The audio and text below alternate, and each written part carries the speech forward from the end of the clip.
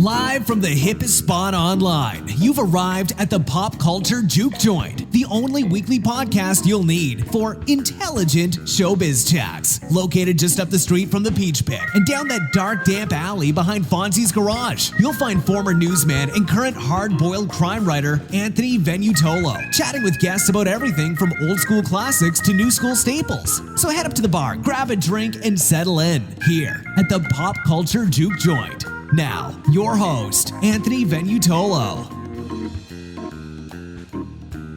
Welcome to another episode of the Pop Culture Juke Joint, where each week we take a deep dive into one particular aspect of pop culture, be it TV, music, movies, comic books, you name it. This week, co-host Jack Lugo and I checked out the new Epix TV series, Get Shorty. Yep, you heard me. Get Shorty. Did we need an adaptation of the famous Elmore Leonard novel? I'm not sure. In theory, it sounds like it could be a good idea if executed properly. I happen to be an immense fan of the 1995 film starring John Travolta, in which I believe he won a Golden Globe for Best Actor in a Comedy. But there's so much to say. We're going to get into it. So grab that drink, or maybe you might need to after watching this monstrosity. Sit back, relax, enter the juke joint.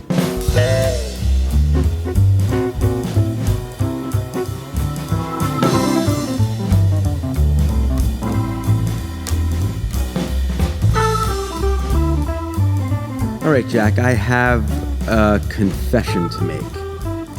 And what's that, Anthony? I think the year was 1996, and I was on a hunt for, I'm not kidding you, an authentic Chli Palmer leather jacket. Oh man, did you find it? I did find it, and there's a story that, if you saw the movie Get Shorty, and I'm sure we'll talk about this in a little while, you'll know that the John Travolta leather jacket in the movie was very specific, okay? Yeah. I didn't want the leather jacket to look like a leather blazer, okay? It had a very distinct look. Because the leather blazers, like the guys from Run DMC wore. That was like the leather blazer. This was more like a leather coat that had very distinct collars, okay? So I scoured the malls, okay? In 1996, and the only pre-internet, very pre-internet, and I found a leather jacket in the Guess store, okay, but they didn't have my size, so they called around, and they found it in like Rockaway, New Jersey, or some faraway mall from me, so I called the store and I said, do you have it? Or something like that. And they said, yeah, but some woman was interested in it. So if you want it, you better come up here now and get it. I said, okay. So I got my ass in the car. I drove up there or wherever. I think it was Wayne, New Jersey, to Willowbrook Mall. I bought the Chli Palmer coat. I was all proud. I was really, really psyched. So I wear it to my girlfriend's house that night, okay, all proud of myself. You didn't have to punch anyone out to get the jacket. No, I didn't. I didn't punch anyone out. Anyone who knows the movie knows exactly what Jack meant. So I opened the door, and she looked really, really angry with me. And I said, what the hell's wrong? She walks into the other room, if memory serves. She gets a Guess bag, and she throws an extra Chli Palmer coat at me. Okay, wow. She was really mad that I bought the coat for myself. Right. Okay, because she was the woman who wanted to buy the coat when I called on the phone. Oh, that's incredible. So she bought me the coat. I bought the coat. She was mad that I ruined the surprise. And, she was, to this day, I still have that jacket, by the way. Do you have the extra one too? No, you know what? I think I brought it back because I only have one. I might have, yeah. So, so my point is, you can never have enough great leather jackets. Okay, good leather will last forever, people. And number two, the leather jacket in Get Shorty was very symbolic of the movie I'm talking about, of how cool the character John Travolta was, and how cool he portrayed that character to be. Now, getting to this monstrosity of a TV series, Epix channel. I don't know if you have it. I don't have it. I don't have it, but there is a free preview. You can check out the first 3 episodes on the official Epix website, and they probably have some kind of trial deal that you can sign up for like 30 days, or you know those kind of things. Exactly. Now this is the second or third time Epix has pulled a fast one, because I remember when Creed came out, they had all these like Rocky documentaries and stuff that I wasn't able to watch. But okay, so. Let's get to this Get Shorty TV series, because there's a lot to say. I was halfway excited when I found out there was going to be a Get Shorty TV series. For obvious reasons, I loved the Elmore Leonard novel. I loved the film adaptation by Barry Sonnenfeld. Everything about that movie I loved. Okay, so the bar was very high. Wouldn't you agree? Yeah, I agree. I mean, we actually talked about this in our reboots, remakes episode, which is a few episodes back. Right. But yeah, this was something that we were both kind of curious about. Yeah, and so okay, I saw Ray Romano was involved, and that wasn't really a red flag, because as I was telling my friend Vicky on the phone the other day, that I think Ray Romano is a truly underrated dramatic actor.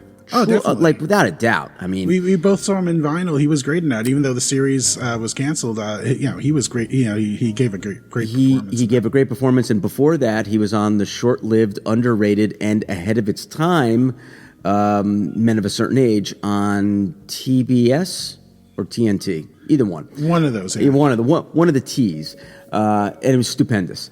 So when I saw Ray Romano was involved, I was like, okay, well, this could be cool. And then I started thinking about what role Ray Romano would play. And I'm like, well, would they make him Chli Palmer? And then I'm thinking, okay, Ray Romano kind of might make a cool Chli Palmer. We know he can kind of act. Put him in some cool clothes. Give him a cool haircut. I think he could pull off playing Chli Palmer. I was like, okay, cool. This might be okay. It's quirky, Then I find out, and we find out, that lo and behold, the marquee character of the entire, let's say, Get Shorty universe isn't in this project. Yes, no Chli Palmer. There is a character named Miles Daly who takes up the Chli Palmer role. I guess the plot. The part in the plot that Chli Palmer plays in the original, that's what this Miles Daly character is. It's a new character, but he kind of occupies the same purpose as Chli Palmer, and I think we can both agree it's a pretty dismal excuse for for an adaptation of this character. Yeah. Now, look, I like Chris O'Dowd. He's a likable guy. He's like kind of like, I mean, most people would remember him as the cute lug from Bridesmaids, the would-be boyfriend. Oh, okay, He played a cop, the Irish cop, to Kristen Wiig's character, the boyfriend. All right, so like he's a likable guy. I got nothing against him, but this guy has been given the mantle to kind of carry this show as the tough hood, it's supposed to be charismatic, and you have that in the original film with Travolta. You have all those scenes where he goes, "Look at me," it's done for effect, but you know what he's doing when he does that, and. Yeah. Exactly. I can't see this guy, pulling, this actor pulling that kind of scene off, and he doesn't. I mean, they don't even try. No, he doesn't. In fact, the only similarity that I can see is his kind of passing affection for movies, that every now and then he'll throw out some weird movie fact or something, and we're like, oh yeah, Chli Palmer used to do that. That's the connection. Doesn't work, people. So this all being said, we find that Ray Romano is playing the Gene Hackman role. And I get the sense that he isn't exactly a schlockmeister in the vein of Roger Corman, the way Gene Hackman's character was in the movie Get Shorty. I'm kind of picturing him as a down on his luck movie producer, like what's his name? Joel Silver, like something like that. Maybe someone who's seen better days in Hollywood, and he's just, he's kind of doing what he has to do to get by now. He's in the crappy office on the lot. He's on the lot. That's saying something. So he must have some sort of clout there. But this doesn't work. Now, I only saw the first one, okay? Yeah. You saw... I suffered through all three that are available for now. Well, you are a machine. You are a machine, because I meant to get to them. I tried to watch them on my lunch break at work in the cafeteria while I was eating, but the signal in there is so awful that I couldn't get it. And then they were on YouTube for like a day. All 3 episodes were on YouTube for like a day on the Epix channel, and then they vanished that night, and I was really pissed off. And even funny enough, if you go to the Epix page on YouTube, this is true. This is true. I go to the first episode to watch it, and this was only I don't know, maybe a week ago, not even. It had something really dismal in views, 175. Oh, jeez. So it was really pathetic. I'm sure maybe by now there's more, but it was just a sad little video that was just begging to be watched. So what else can you say about this, Jack? You saw the rest of them. I saw the rest, and the thing is, I thought they were going to do something like what Fargo did with their series, where they're not using Chli Palmer, they're not using the specific characters from the original Get Shorty, and they're telling a new story. And I thought they were, Fargo is inspired by, the Coen brothers film, but it's its own thing. And I thought they were going to do something like that and be clever. And this, what they did is they kind of retread some of the same plot points, but then they add a whole bunch of superfluous things. Like they gave the Miles Daly character an estranged wife, and he has a daughter, and by the way, the daughter is he nicknames her Shorty, so the Get Shorty is a reference to the daughter, and he promises in the last episode you find that he promises the daughter a role in the movie, because the daughter is now fascinated that he's maneuvered his way into this making this movie as a producer, and he does it in a sense to win back his ex-wife, and to get his family back together. And it's just, oh my God, so tedious. That's the word I used. When I first described it to you, it's very, very tedious. And the original film, and it's been a while. It was a while. I rewatched it recently because kind of like what happened with Dirty Dancing when they put the terrible Dirty Dancing remake on TV. My wife and I watched it, and then as soon as we had a free night, we were like, we have to watch the original. It was like with this, I was like, I need the taste of this out of my mouth. I agree. I went and rewatched the original after checking out the 3 episodes, and it's so refreshing. You're drawn in, even though you kind of sort of know what's going to happen because I've seen it before. The plot twists just feel very fresh. The dialogue, is engaging, and you with this remake, it's none of that. You just feel like it's kind of dragging its feet to kind of force you to I know. I agree. I agree. Know what I'm getting at. Well, when you go back and watch the original film, there is a sense of cool, okay? Yeah. The whole movie felt cool. Okay, the music and the score was cool. That really cool organ music, that jazzy organ. The characters were glamorous in the sense that Hollywood was glamorous to them. They wanted to be in the Hollywood world, and that's how it seemed. This world they're portraying in this new version of Get Shorty is a almost down on its luck version of Hollywood, and I don't know if I agree with that. It just angers me because the possibilities are limitless. Yeah, it's very cynical too. Like, I mean, even just the way he gets the script. I mean, you are the one who pointed out to me that the guy who he was looking for, Paul Sparks. Paul Sparks from Boardwalk Empire, which is a show we both loved, and you did the recaps for, and that's kind of how we became good friends. I didn't know it was him, and I kind of feel bad, because I'm like, they wasted him. They dispensed with him, and he deserves better because he's a great actor. Yeah, well, and that's the thing. He's a great actor, and I think having a quirky, goofy kind of screenwriter around maybe would have been different for this adaptation. Okay, we never heard. We heard about the screenwriter in the prior film. Okay, but we never saw the guy. I think the guy died of a heart attack. I don't know what happened. I think that's what happened. He died of a heart. And Gene Hackman's character ended up with the screenplay, and that's what he planned to make. And of course, he had that classic scene where the two hoodlums kind of come in, and then Chli Palmer tells Gene Hackman, don't say anything about the script. Let me do all the talking. Of course, he does the exact opposite. He does the exact opposite. Hilarious scene to this day. Yeah. To this day. God, I really think that's such a great movie, and what a great cast. From Gene Hackman, Delroy Lindo, James Gandolfini. My God. Oh God, yeah. What a cast.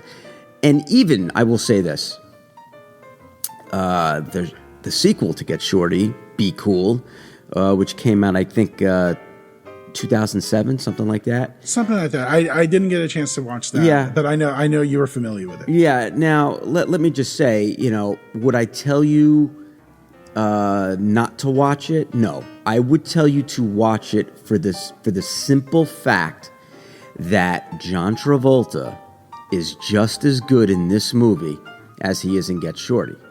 Okay. That said, the movie is it's a mess. The movie's a mess. Yeah, that seems to be the consensus. Right. Travolta is awesome, as he always is when he's given good material. His Get Shorty is spot on. His Chli Palmer is spot on. He looks a little different. You could tell maybe he might be wearing a little bit of a piece this time out. Gained a little weight, but still, that's Chli Palmer. Okay.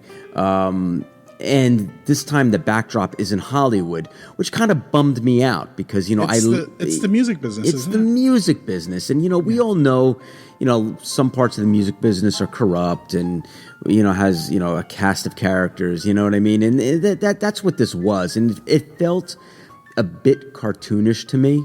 And this has like a gigantic cast as well. Even like Harvey Keitel's in it. Uma Thurman is in it. They have a little bit of a reunion, Travolta and Uma Thurman. Is Renee Russo in it? She was not in it. No one was. No one from the first movie was in it. So I was a little bummed by that, and I was also a little bummed by the fact that they kind of played the same jokes. In the first movie, he had the Cadillac and minivans, and now instead of minivans, it was like electric vehicles. So, Oh, geez. You got to, I don't know if you got to it because I don't know if it was in the first episode or not, but in this remake, the whole Cadillac of minivans kind of scene, he's getting a rental car, and it's like, it's raining and the rental company drives him in a bus, and he's expecting the Cadillac, and then she tells him, oh, it's a Cadillac of minivans, and it just falls completely flat. Oh man, they really did that they did that in this new version. Why would they do that? Jesus Christ. Just if you're going to do that, just like throw a boatload of money at John Travolta, for God's sakes. He slummed it on FX last year on the OJ miniseries. I'm sure he'd be willing to do it again. So yeah, I don't know what else to say about this, Jack. You know, I would say, I would tell people not to watch it. If you're curious, watch the first episode. I can't imagine anyone liking this. I mean, I would say the other thing we haven't talked about was they paired him up with like a sidekick, and that doesn't work. I forgot the actor's name. Well, here's the thing: it doesn't work because the guy was unlikable. I mean, his sidekick in the film, and I'm sorry, I don't remember his name. His little skinny buddy in the barbershop. That was kind of like his sidekick, and he was like a likable, funny guy. You know what I mean? And this new guy is just irritating. Everything about this thing was irritating. Yeah, I would say the only thing that kind of drew me in is the female Hispanic mafia boss, who's kind of like Chli's, boss. She was interesting. I mean, I thought it was an interesting choice to make it a woman and to make it like, and they do go into her background in the third episode where she's kind of forced to leave her family, and you get some interesting kind of character detail about her, and she's, I guess, the most interesting thing about this, even though it has nothing to do with the Get Shorty story. And that's the whole thing. It's like, if they weren't going to do Chli Palmer, and I can understand why they wouldn't do that, go like the Fargo direction and create new characters, but make it interesting, and that they kind of failed to do that here. Well, yeah, and what Fargo has going for it in that regard is that, Fargo in and of itself, the film had a mood and a setting that was very distinct. Here, Get Shorty, okay, it was Hollywood, so you're a little bit limited to what you can do in the universe that is either show business or music or LA or whatever. Fargo, you could do anything with that because the canvas was just so much larger, I think. I mean, they went back in time in Fargo. Oh yeah, they went to the 70s.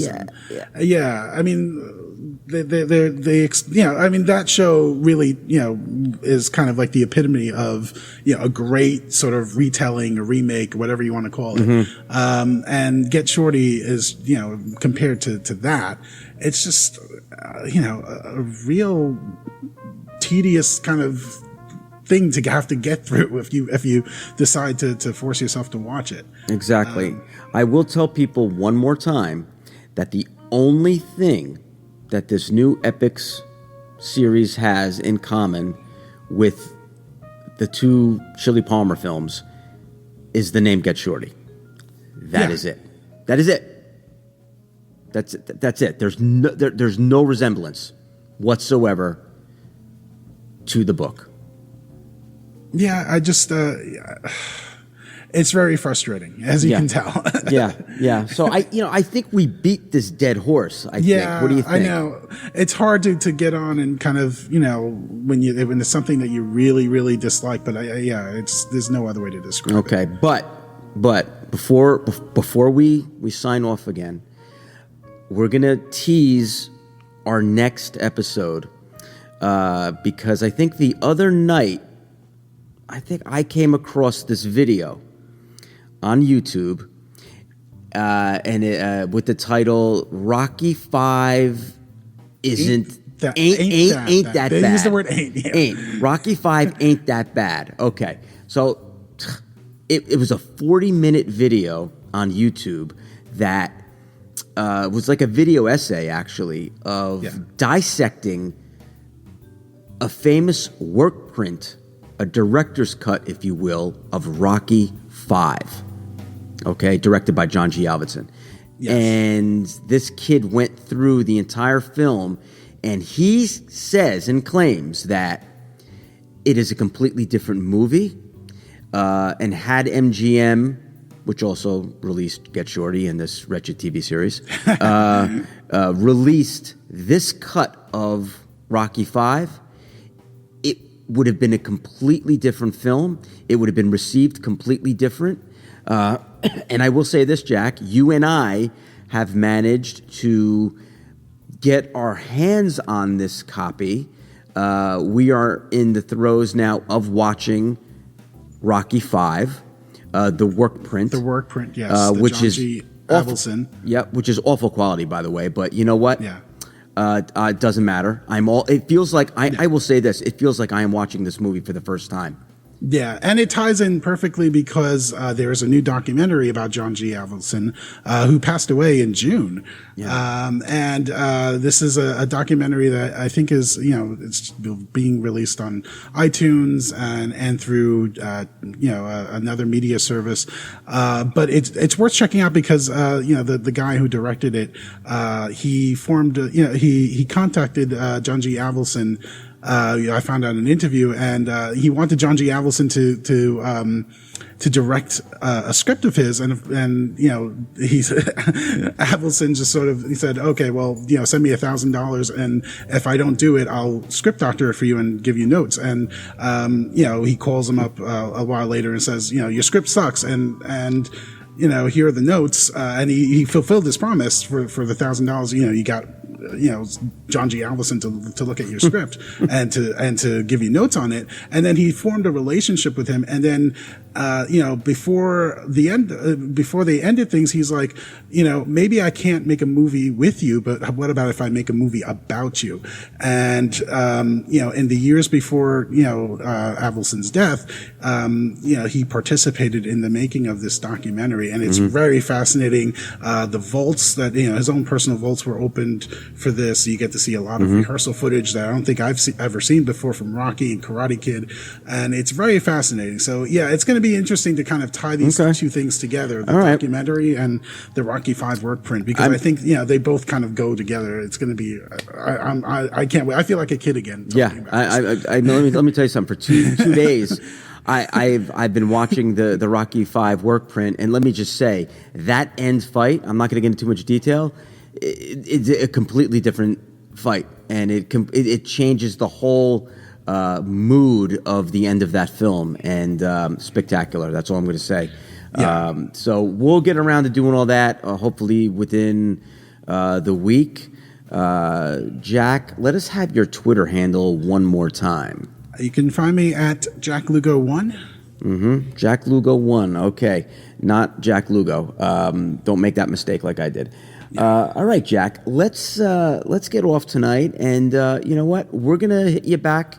Hopefully within the week, we're gonna talk Rocky V director's cut work print and this great new John G. Avildsen documentary. What was the name of that documentary? It's called, I think, King of the Underdogs. King of the Underdogs. Okay, yeah, that makes sense. All right. Well, we will check you next time. Grab that drink, Jack. Have a great night. Good night, Anthony. Enjoyed this episode of the Pop Culture Juke Joint? Then don't forget to tip the barkeep by subscribing and reviewing us on iTunes and Stitcher.